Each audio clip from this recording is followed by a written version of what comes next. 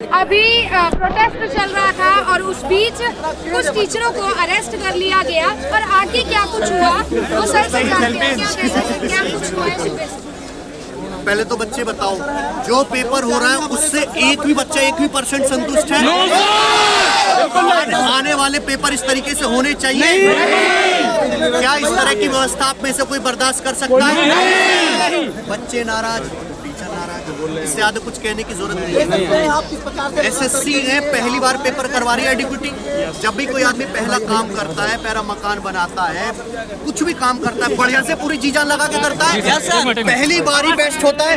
पहली बार अगर इतनी बुरी व्यवस्था हो रही है एसएससी के एग्जाम में, तो आने वाले एग्जाम का क्या हाल होगा? भारत का कोई भविष्य नहीं है फिर आगे। हम बस यही चाहते हैं कि बच्चों का एग्जाम सही से हो, वेंडर सही से काम करे, एग्जाम सेंटर सही से, उनका सॉफ्टवेयर सही से काम करे, माउस जितनी भी समस्या और हमारे पास समय होता है कि एग्जाम 3-4 महीने बाद होता, तो हम धीरे धीरे स्ट्रेटजी बना पाते। प्रॉब्लम ये है कि पेपर 10 दिन के भीतर ही है। हमारे पास इतना ज्यादा समय नहीं है, वरना हमारा कोई मन नहीं है सरकार को मानसून सेशन में इस तरीके से डिस्टर्ब करने का, लेकिन हमारे पास समय नहीं है। हम चाहते हैं कि इसका जल्दी से जल्दी निदान हो। या तो एडिक्यूटी के बस की हमें तो नहीं लगता, इसके पास खुद व्यवस्था है। मध्य प्रदेश के पेपर मध्य प्रदेश का हालत, पटवारी का पेपर उसने कराया, यूपीएसआई का पेपर उसने कराया, राजस्थान के कोई पेपर नहीं कराया। एक भी पेपर ऐसा नहीं जिसमें चीटिंग की खबरें तक ना आई हो। 25-25 लाख में सीट बिकी है सर यूपीएसआई। सर मैंने देखा बच्चे लगातार समस्या सुना रहे थे, भारत भर से भीगते भीगते इस बारिश में बैठे हुए हैं और समस्याएं सुना रहे हैं। ऐसा क्यों होता है हमारे देश में सर? ये जो बच्चे समस्याएं सुना रहे हैं, ये तो अभी बहुत थोड़े बच्चे जो बारिश की वजह से नहीं आ पाए या उनको सही समय पे सूचना नहीं मिल पाई। बच्चे तो 10-15 लाख इस समय यूट्यूब पे, सोशल मीडिया पे एक्टिव बैठे हैं इसी मुहिम में कि उनको कुछ सुधार मिलेगा आज। और सारे टीचर्स इस समय 300-400 से ज्यादा टीचर्स हैं जो दिल्ली में यहाँ पर है, केवल जंतर मंतर पर। पूरे भारत के टीचर हैं, केवल दिल्ली के नहीं, इलाहाबाद से भी, पटना से भी। और हमारा केवल एक ही उद्देश्य है, एसएससी का एग्जाम आने वाला, सीजीएल का, सिक्सल का, सीपीओ का, एमटीएस का सही से होना चाहिए। हो सके तो सिलेक्शन पोस्ट का पेपर दोबारा से होना ही चाहिए, जब तक हर बच्चा सेटिस्फाई नहीं हो जाता।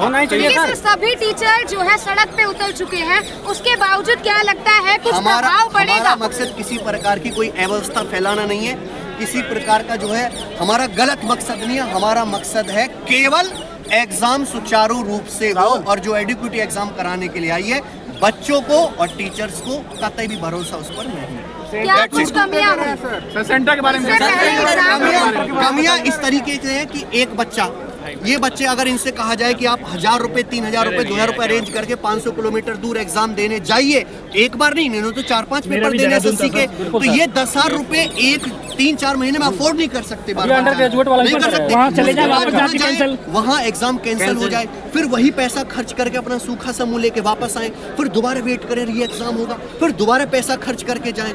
ये सबसे बड़ी समस्या। उसके बाद एग्जाम में बच्चा बैठ गया मन से, एक एग्जाम देने का मूड होता है बालक का, बीच में ब्लैक स्क्रीन आ गई, टेक्निकल हो गया, माउस काम नहीं कर रहा सही से, तो बच्चे का पेपर देने का मन क्या है, खराब हो जाएगा।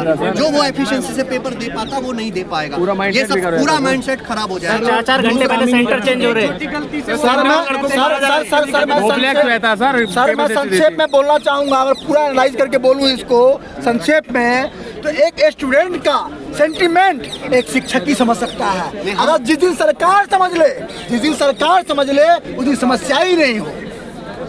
ये हाल तो हम पहली शिफ्ट के बाद ही समझ गए थे कि क्या होने वाला है। बिल्कुल है ना, जब हमें पता चला था कि एडिक्यूटी जो ऑलरेडी इतना स्टेट एग्जाम कराने में इतना बदनाम है, अगर वो कराएगी सेंट्रल लेवल का कैसे करवाना, तो सेंट्रल लेवल का कैसे करवाएगी? आप ही समझिए। जैसा उसका सरकार केवल इलेक्शन के समय रोजगार की बात करता है, क्या उनका सपोर्ट मिल पा रहा है किसी भी तरीके से? अभी तक ये किसी तरीके से सपोर्ट नहीं है। सपोर्ट नहीं है, सपोर्ट सरकार की तरफ से भी कोई सपोर्ट नहीं है।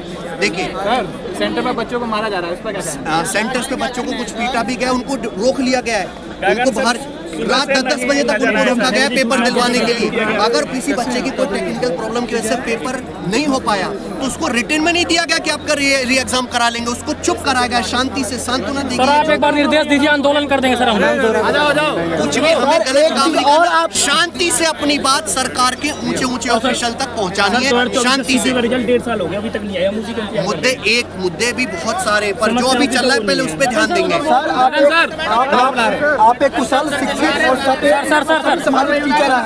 एक चीज जंतर मंतर सब बता दीजिए, जो सरकार की या कंडक्टिंग एजेंसी सिर्फ काम होता है कंप्यूटर पर बच्चों के पेपर लेना, मैं तो कहता हूँ उनको आने जाने से लेकर बैकग्राउंड सारी व्यवस्थाएं होनी चाहिए। सर बुला रहे हैं, आ जाइए सर, आ जाइए, सर जिंदाबाद। आराम से भाई, आराम से। मुर्दाबाद, SSC